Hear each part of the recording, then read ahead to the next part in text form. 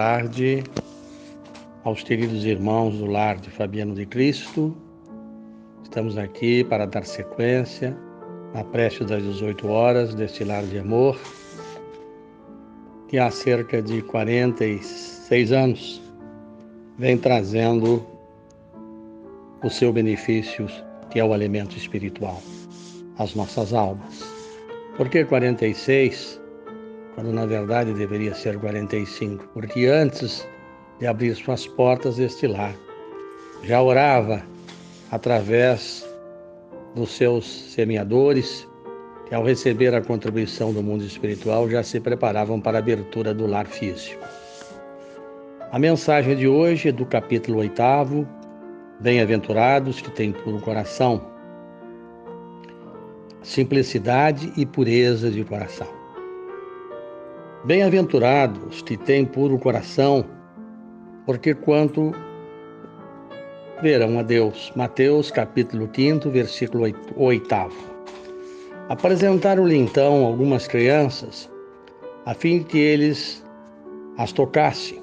E como seus discípulos afastassem com palavras ásperas os que lhes apresentavam, Jesus, vendo isso, zangou-se e lhes disse: Deixai que venham a mim as criancinhas, e não as impeçais, porquanto o reino dos céus é para os que se lhes assemelham.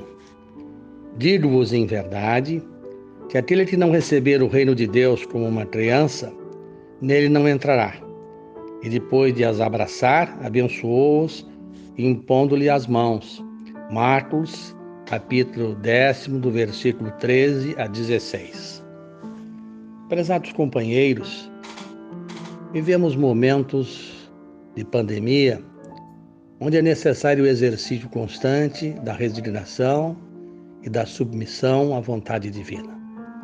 Este flagelo diverso, já anunciado há algum tempo, é uma das ocorrências dos chamados eventos da transição planetária, em especial do seu ápice. E neste momento em que se traz a mensagem do Cristo amado, que sejam bem-aventurados que têm puro coração, é a mensagem destinada a todos aqueles que creem na mensagem da Boa Nova do nosso Mestre Jesus. É uma mensagem dirigida na simbologia como as crianças que normalmente ouvem e acreditam num requisito indispensável da fé, para que todos nós acreditemos na palavra do Mestre e, mais do que acreditar, procuremos desenvolvê-la nas práticas de ações que mostrem, na verdade, a grande transformação dos nossos espíritos.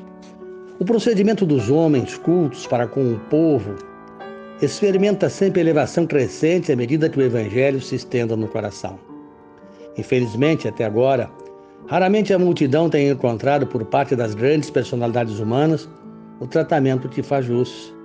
Muitos sobem ao monte da autoridade e da fortuna, da inteligência e do poder, mas simplesmente para humilhar ou esquecer.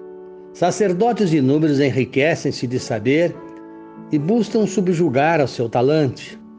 Políticos astuciosos exploram-lhe as paixões em proveito próprio. Tiranos disfarçados em condutores envenenam-lhe a alma e arrojam-se ao despenhadeiro da destruição, à maneira dos algozes de rebanho que apartam as reses para o matadouro. Juízes menos preparados para a dignidade das funções que exercem confundem-lhe o raciocínio. Administradores menos escrupulosos agimentam-lhe as expressões numéricas para a criação de efeitos contrários ao progresso. Em todos os tempos, vemos o trabalho dos legítimos missionários do bem prejudicado pela ignorância que estabelece perturbações e espantalhos para a massa popular.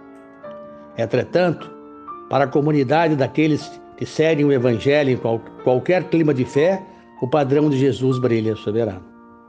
Vendo a multidão, o Mestre sempre disse a sussurrar que é imprescindível empenhar as nossas energias a serviço da educação, colaborando para que todos se beneficiem e se elevem, tanto quanto nós desejamos a melhoria e prosperidade para nós mesmos.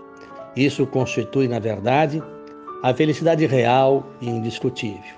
A leste e a oeste, ao norte e ao sul da nossa individualidade, movimentos similares de criaturas em posição inferior à nossa. estendamos os braços, alonguemos o coração, irradiemos entendimentos, fraternidade e simpatia, ajudando sem condições. Então, nesta verdade, aceitando a paternidade de Deus e aceitando que a humanidade inteira está ligada pelos laços de amor e de fraternidade, nós haveremos de compreender que quando Jesus solicitou que os puros de coração haveriam de entender a mensagem dos céus, era para nos dizer que, acreditando acima de tudo nas verdades eternas, nós haveremos de vencer o nosso próprio eu, construindo um amanhã rico de esperanças, de paz, para aqueles justos que haverão de construir uma nova comunidade regeneradora, a comunidade dos brandos, dos pacíficos. Vamos abrir a janela dos nossos corações para a simplicidade, para a compreensão das verdades e, acima de tudo, para a aceitação de algo muito importante, que é um instrumento fundamental, chamado fé. Com fé, haveremos de remover as montanhas das nossas existências. As adversidades haverão de serem vencidas e o nosso coração exultante haverá de compreender que o destino que Jesus nos traçou pelo caminho, verdade e vida é o caminho pleno de felicidade. Afinal, Deus nos prometeu: sairás do primitivismo, educarás a tua alma, galgando os degraus da evolução, para que um dia possas contemplar com dignidade as estrelas do céu.